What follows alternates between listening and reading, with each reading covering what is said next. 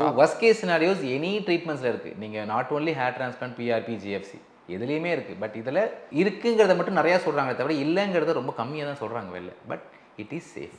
அதாவது anaesthesia use பண்ணும்போது இந்த மாதிரியான டெஸ்ட் எல்லாம் பண்ணியிருக்கணும். அனஸ்தீஷியான்னு கிடையாது, எனி சர்ஜிக்கல் ப்ரொசீஜர், அதாவது பிளட் வர மாதிரியான எந்த ப்ரொசீஜர் பண்ணாலுமே இதை பண்ணிக்கிறது பெட்டர். ரொட்டீன் பிளட் செக் பண்ணிக்கிறது பெட்டர். அது ஒவ்வொரு இண்டிவிஜுவலுக்குமே மாறும்.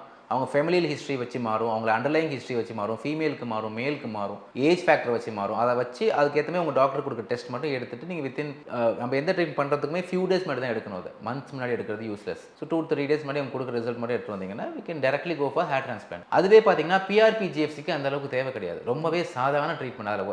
அதில் மிஞ்சி போனால் சைடு எஃபெக்ட் என்னன்னு பார்த்தீங்கன்னா, உங்களுக்கு தலைக்கு வந்து ரொம்ப தலை பாரமாக இருக்கிறதோ, ஹெவினஸ், ஃபீவரிஷாக இருக்கிறது, இல்லைனா உங்களுக்கு இந்த ஸ்வெல்லிங் இருக்கிற மாதிரி இருக்கிறது, இதெல்லாம் இருக்குமே தவிர மேக்ஸிமம் 24 to 48 hours இருக்கும். இது எதுவுமே ஃபேட்டலாகவோ இல்லை பயப்படுற மாதிரியான எந்த சைடு எஃபெக்ட்ஸுமே கிடையாது.